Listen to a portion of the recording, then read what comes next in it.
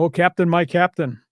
You know how excited we were about the Four Nations tournament, how cool it was in the middle of the year in the NHL. It was a real price to be paid by all those players. And there were a whole bunch of players. I think there were 6 guys that had major injuries in that Four Nations tournament. Matthew Tkachuk is not going to start the season with the Florida Panthers. He's facing major surgery. I mean, he's the heart and soul of the Stanley Cup champion team.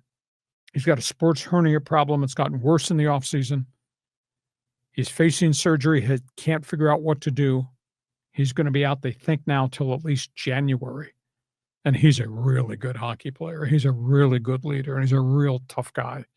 And he tried to labor through the second half of the season, and he was in and out of the Panthers lineup during the Stanley Cup Finals, and they still won the cup despite the fact they had a lot of people banged up. So, we talk about these special event games and tournaments, etc.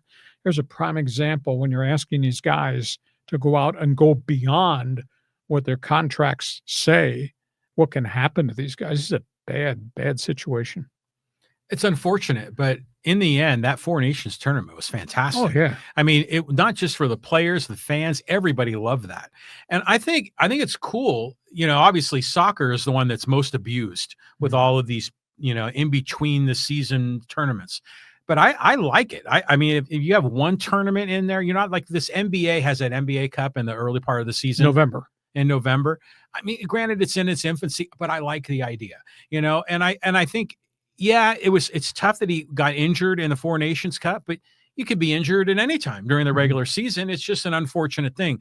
I hope they don't shut down these tournaments because of an unfortunate injury.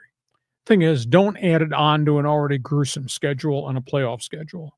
Rearrange your schedule. You shorten your schedule. I mean, as weird as the NBA Cup is, it's part of the 80 or 82 game schedule the NBA plays. It counts in the standings. Right. It just structured the schedule different. But this was a phenomenal. The Four Nations was phenomenal for the growth of global hockey. But that was add-ons to everything else they're doing. And he never got healthy. And then he tried to forge through the Stanley Cup playoffs. He was hurt the whole time, and he was trying to play on the ice. You could see he wasn't the same player.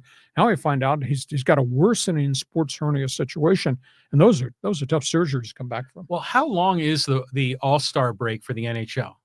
Well, usually it's a week. Now with the Olympics coming up, it's probably going to be a 2-week extension for the bye. Yeah. So, but the Four Nations Cup, that was during the AllStar break. Yeah, but it was much more intense. It wasn't an all-star game. It was global hockey at its finest, with national pride and everything else behind it. So I've always liked the idea of just expanding the all-star break. I mean, for every sport. And that way guys can kind of commend up, I mean, like a lot of these dudes, if you go to the all-star game in whatever sport, you don't get any days off. Yep. I mean, your teammates that weren't all-stars, they get at least to go chill, sleep in their own bed for 5 nights. So this is tough on Tkachuk, and he's not going to, now they're saying he's not going to be back till January. Wow. And sports hernia surgeries are tough to come back from. That's it. Those are topics on the table.